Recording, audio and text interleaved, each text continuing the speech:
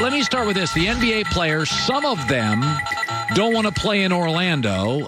There's some grumbling going on, and it may be, I read the story this morning. Some of it was there's social justice going on in the country.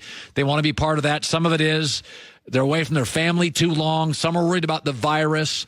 What do you make of some players in the NBA telling the commissioner, we're not down with Orlando? First, I'm going to say, Colin, good to see you. That remember, this is a Mickey Mouse championship that's going to be taking place down in Orlando. There's no way of getting around that. But their concerns are real. I think for people to like poo-poo them and like, oh, stop complaining. You're getting paid. Just go down there. If it's not safe for family and other people and fans to be involved, I understand why there's a concern about that part of it. If it's really about the coronavirus and whether or not they're going to be able to be kept safe. And the idea, Colin, think about it. You want to stay away from your wife for 2 or 3 months, not make love to her, not hug your children. I think that's a lot to ask for people. Yes, they're NBA players, but they're people first. Yeah. So you got everybody worked up yesterday because CBS Sports ranked Steph Curry as the greatest shooter of all time. I agree. I also think he's the most underrated player in the last decade in the league. We all acknowledge Kawhi is great and LeBron's great and Harden's great, but nobody will give Steph the love. You are not a Steph fan. This is my problem, Colin. You can't consider somebody the greatest shooter of all time when they haven't knocked down a signature make in a big spot. Anybody can make those circus shots when it doesn't matter. And I'm not trying to discount his career or say he's a bum or anything like that. But let's just be honest. He's 0 for 9 with a chance to win a game at the end in the playoffs in his career. Colin, give me the big shot he made. I'll wait. I'll wait because you can't give me one. And that's why I said Steph to me is more like an overpaid Harlem Globetrotter. He makes the circus shots. He makes all those half courts, all that. But when the time comes and they need a big shot, I'd rather give the ball to Klay Thompson. And I'm telling you all time, I'd take Ray Allen and Reggie Miller any day over Steph. Because if you want to be considered the greatest shooter of all time, you have to make big shots at big situations. Here's the other thing. We've seen guys like this. Pistol Pete Maravich, White Chocolate. You know what the difference with those guys were? Those guys played on bad teams. Think about this.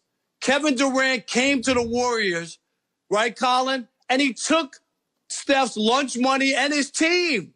How did he go from Steph as the greatest shooter and one of these great players of all time? KD showed up and won the NBA Finals MVP both years. And Steph has still never won an NBA Finals MVP, which is amazing when you talk about what success they've had. And the last thing, Steph is the greatest shooter of all time, according to some. Well, how in the world could he have not shot his way into one win when they choked down that 3-1 lead to the Cavaliers? Think about it. It had never happened in the history of the NBA. That was the year that they won 73 games. That was the year they had never lost more than 2 games in a row. And you know what happened? They lost 3 games in a row, 2 of them at home, and Steph couldn't win you 1 game to cement that all-time great season. I'm not buying he's the greatest shooter of all time. All right. Well, I still like him. Let's move to football. I never thought Drew Brees was the world's best human, and after his tone-deaf comment, I didn't think he was the worst human. The context is he had a great resume of caring and giving, and he made a mistake, and he paid a price for it. But I do wonder, if they go 12-4, everything's easy breezy, and maybe nothing surfaces. But what if they struggle? What if they underachieve? Do you think Drew Brees, going forward, has more obstacles to overcome in that locker room? No doubt about it, Colin. And I think you're right. It was the moment where people thought one thing about Drew Brees, about a caring guy who had committed so much money for New Orleans to try to help people. And then in that one moment, after we had been through this whole thing about it not being about the flag and the moment of truth where we had just seen George Floyd murdered live and in color in front of us. And the first thing out of his mouth was about the flag thing. It just was very insensitive, and I think people felt betrayed. It'll be interesting, and I think you're right. If the team gets off to a bad time or struggles, it could be bad, and people might start pointing the fingers, especially if he doesn't play well. There's a chance he can win them back, which is, of course, doing stuff and, of course, winning. Winning covers over and heals a lot of stuff, Colin. You know that. So if they get off to a great start and they're 8-0 and things are good and he's saying the right things and people are believing back in that he just made a mistake and we can move forward, there's a chance. I'm still going to pick them to win the division. I still like them over Tampa Bay.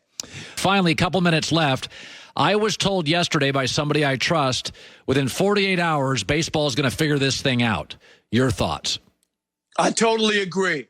We talk about it on my podcast, on the Herd Podcast Network. It's called Inside the Parker. Drops every Thursday morning. And I talked with Nick Swisher about this. I agree. The players understand where they are. The owners understand, Colin. You cannot go 18 months without the sport. It would damage baseball big time, especially people are looking forward. The summer will be great to have baseball. I believe that they get this done over the weekend. And July 10th or so is the opening day, and I can't wait. By the way, Rob Parker is one of the only people I know. He's got a Hall of Fame vote. He'll literally say, I'll say, where are you going this weekend, Rob? And he'll go, Seattle. And I'll be like, why? He's like, I want to go watch a Mariners-A's game.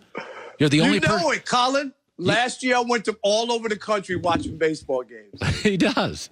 Rob Parker, who is now an adjunct professor at USC's journalism program. Congratulations on all that good stuff. Odd Couple with Rob and Chris Broussard. Good talking to you, buddy. Always a pleasure. Thanks, Colin. Yeah. Hi, everybody. Thanks for watching. Subscribe here to get the latest from the show. Also, be sure to check out more of the best clips from The Herd or go watch a few segments from other shows on FS1.